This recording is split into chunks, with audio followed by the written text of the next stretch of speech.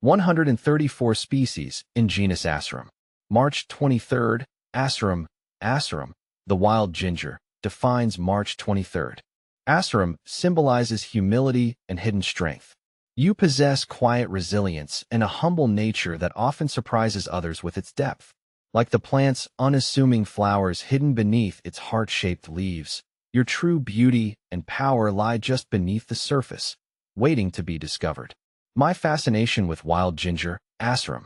As a botanist, I've always been drawn to the subtle beauty and intriguing properties of the plant genus Asarum, commonly known as wild ginger.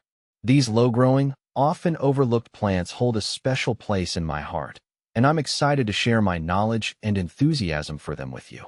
What is wild ginger? Asarum is a genus of perennial herbs belonging to the earthwort family, Aristolochiaceae. These plants are typically found in temperate zones across the northern hemisphere, with a rich diversity in East Asia and North America. Unlike the ginger we use in cooking, Zingiber officinale, wild ginger is not typically used for culinary purposes, although some species have been used in traditional medicine. What captivates me most about Asarum is its unique morphology. The plants are characterized by their creeping rhizomes, heart-shaped or kidney-shaped leaves, and unusual, often hidden flowers.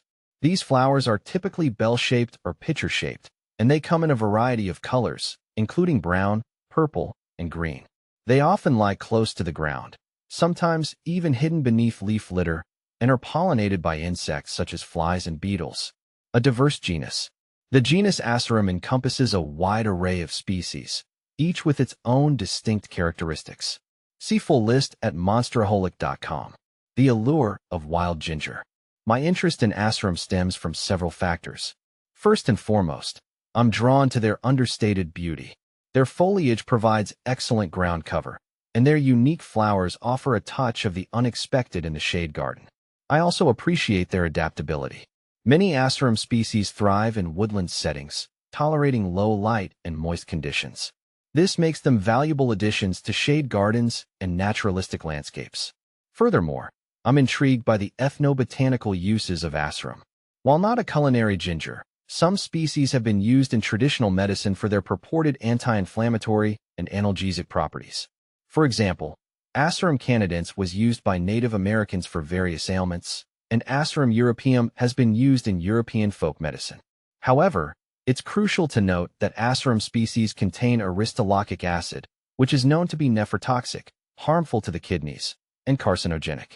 Therefore, caution is advised, and it's essential to consult with a qualified healthcare professional before using any Asarum species for medicinal purposes. Cultivating wild ginger. For those interested in cultivating Asarum, they are relatively easy to grow. They prefer shady locations with moist, well-drained soil. Propagation can be done through division of the rhizomes or by seed. Once established, Asarum requires minimal care, making it an excellent choice for low-maintenance gardens. In conclusion, Asarum, the wild gingers, are a captivating group of plants that offer both beauty and intrigue. Their unique morphology, adaptability, and ethnobotanical history make them a fascinating subject for botanists, gardeners, and anyone interested in the natural world. As I continue to explore the diversity and wonder of Asarum, I encourage others to appreciate the subtle charm and ecological importance of these often overlooked plants.